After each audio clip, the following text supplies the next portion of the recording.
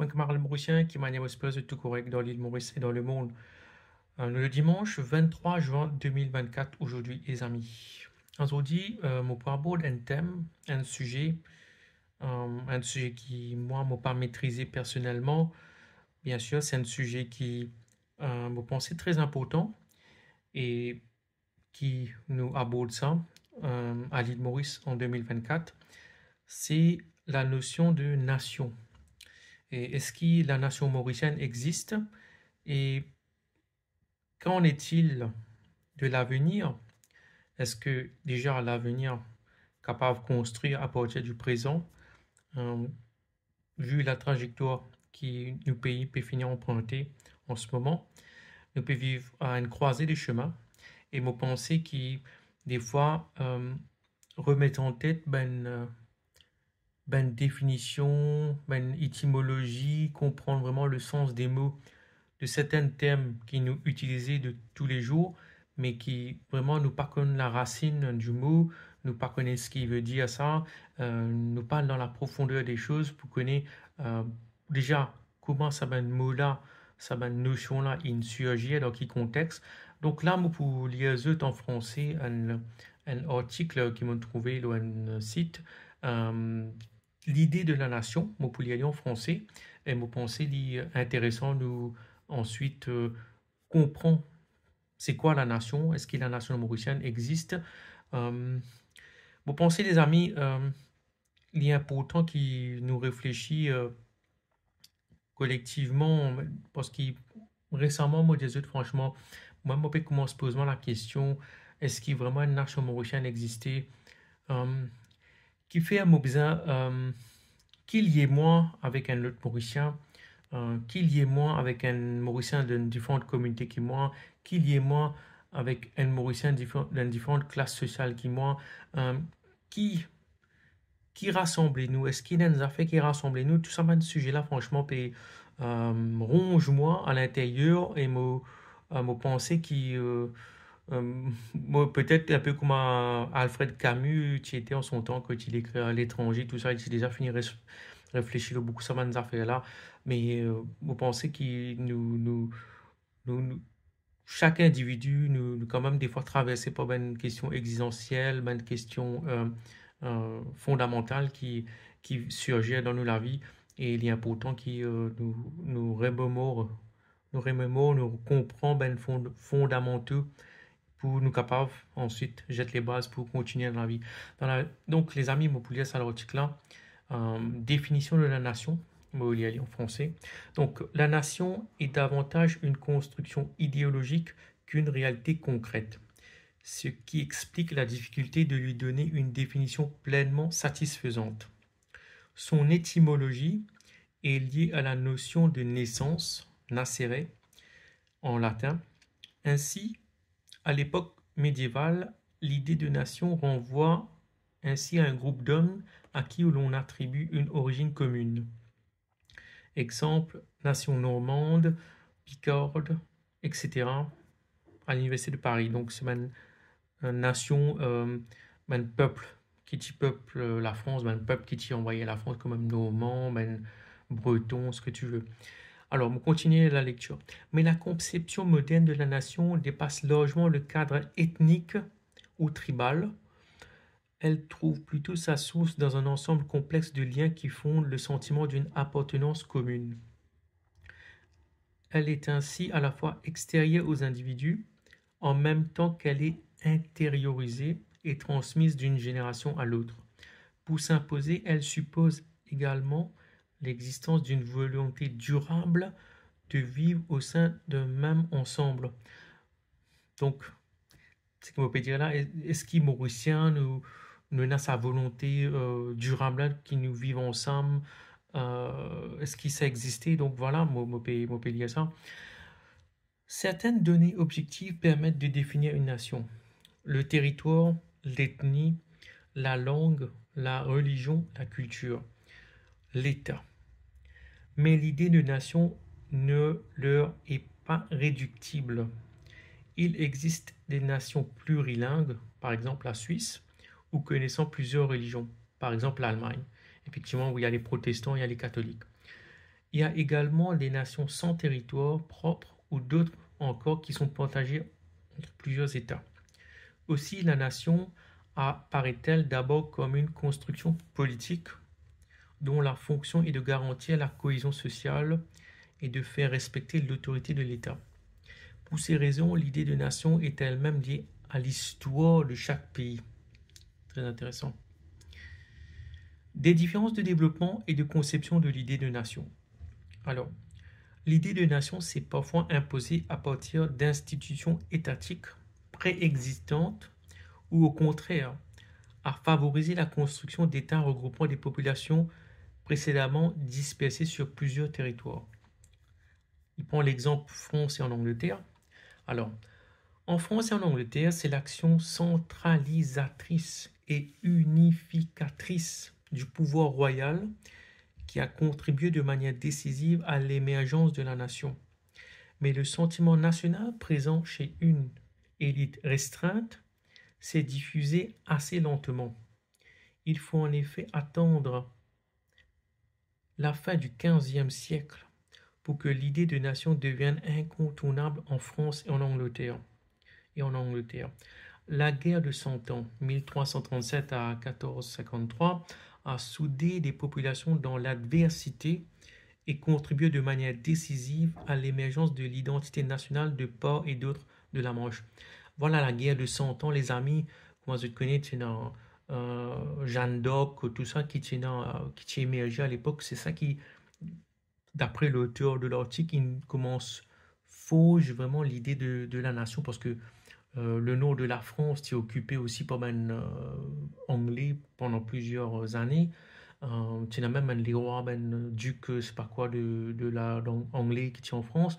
Donc là, il peut expliquer qu'il y a la guerre de 100 ans entre 1337 et 1453. C'est là que l'idée de nation il commence à émerger en ce qui concerne l'Angleterre et la France. Ok, allez, nous continuons. Dans d'autres pays, l'idée de nation s'est développée en l'absence d'un cadre étatique unitaire.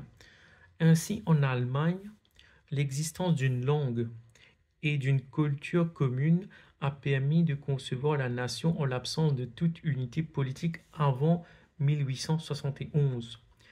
De même, en Italie, le sentiment national a servi de ciment idéologique préalable à l'unification de l'État.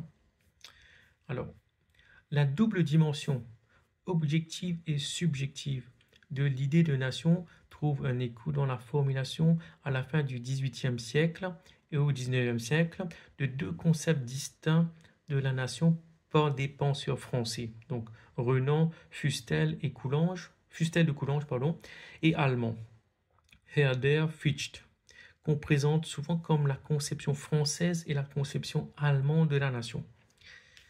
Donc, von Herder, Johann Gottfried von Herder, 1744-1803, propose une définition de la nation fondée sur le sol et une langue commune. Et Johann Gottlieb Fichte, 1762-1814, dans son discours à la nation allemande en 1807, insiste sur l'idée du peuple et l'importance de la langue. Ça, c'est la notion allemande. Ernest Renan, donc fameux philosophe français, 1823 à 1892, dans sa célèbre conférence de 1882, intitulée « Qu'est-ce qu'une nation ?», pose quant à lui comme critère de l'appartenance nationale le désir de vivre ensemble, la volonté de continuer à faire valoir l'héritage qu'on a reçu d'individus. Okay. Selon sa formule fameuse, l'existence d'une nation est un plébiscite de tous les jours.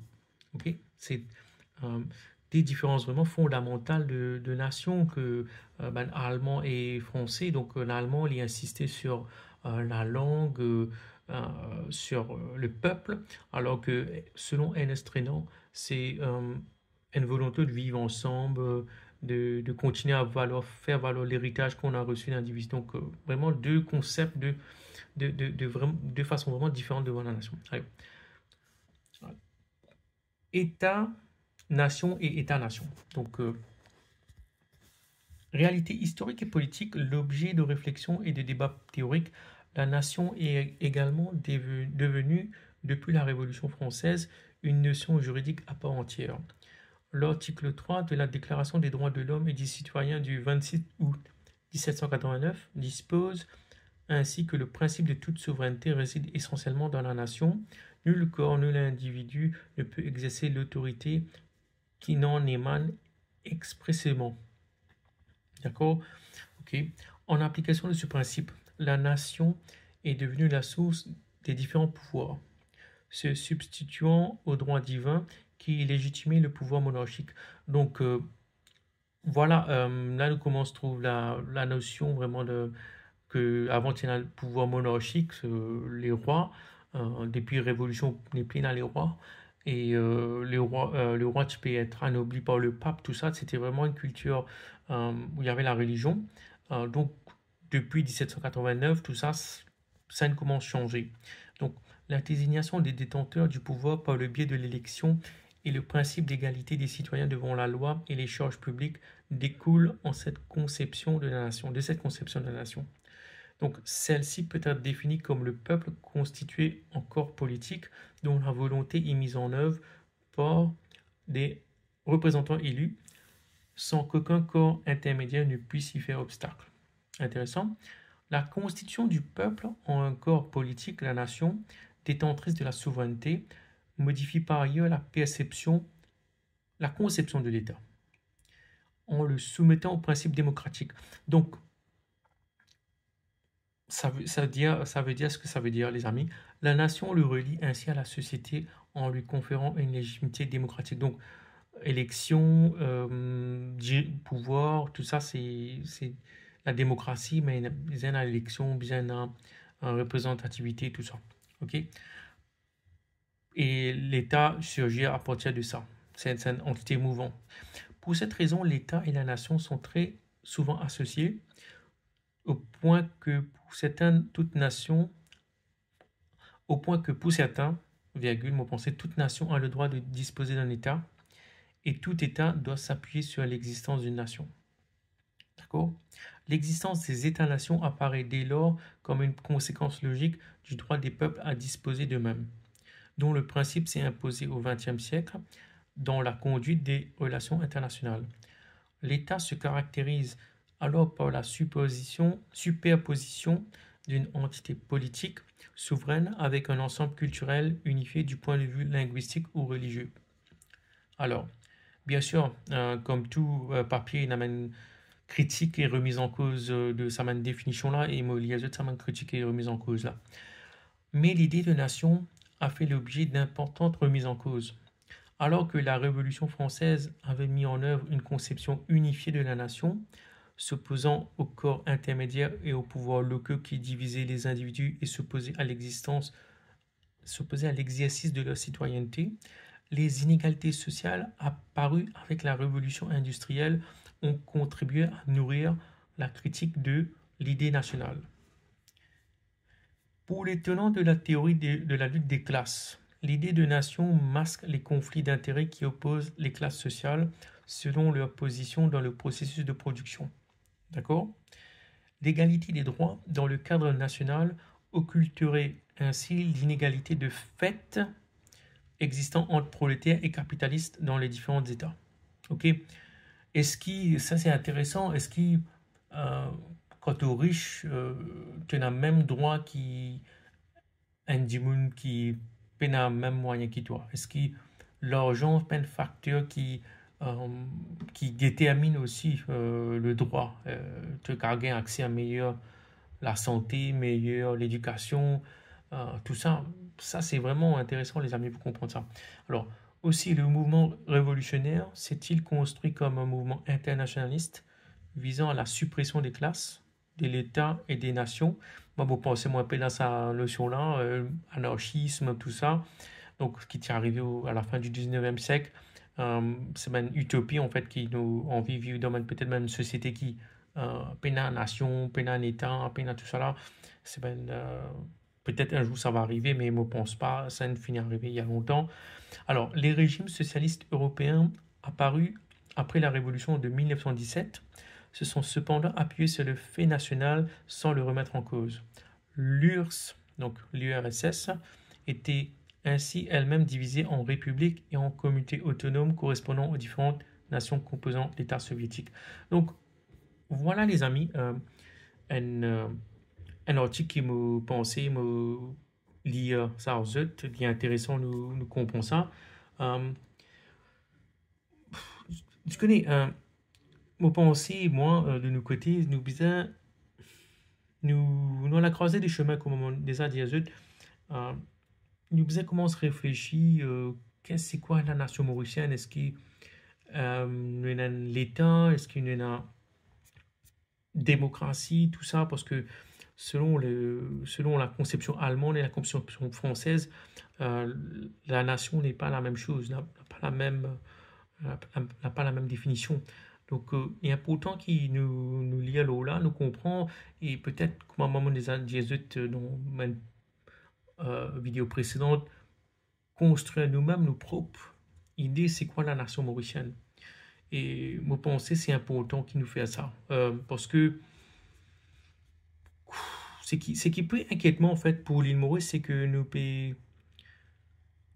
nous payons une racine vraiment profonde qui est ancrée dans la terre de Maurice, dans l'histoire, parce que comment vraiment, même ça dit au-delà, enfin ça l'au-delà, il mentionnait sur l'article, ben, nation de forger des fois dans l'adversité, quand dans la guerre, tout ça, parce que nation allemande et française, comment je te connais, mais il y a plusieurs guerres entre, entre l'Allemagne et la France, entre la Prusse d'abord et la France, qui forge l'identité d'abord, ensuite, qui forge l'identité française, l'identité allemande.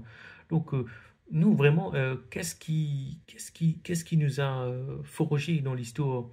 Euh, voilà, forgé, c'est-à-dire forgé avec une difficulté, avec une adversité qui nous passe, ce qui nous passe à un moment-là ensemble dans l'histoire pour que ça constitue un socle pour donne l'idée à la naissance de nation. Est-ce qu'il nous passe là-dedans? Est-ce que c'était juste tiens, un colonisateur, un anglais qui est là et il décide pour mettre nous ensemble selon les peuples, les ethnies, ils mettent tout ça ensemble au papier, mais est-ce que ça existait vraiment, les amis? C'est ça qui m'a envie de continuer, qui nous réfléchit là. C'est une pensée qui est tout le temps mouvant, ça. Une nation, est-ce qu'il existait? Est-ce qu'il y a un peuple? Déjà, nous, plusieurs peuples, nous pas le même peuple qui est sorti d'un même, voilà, un même lieu géographique. Nous venons de différentes régions du monde.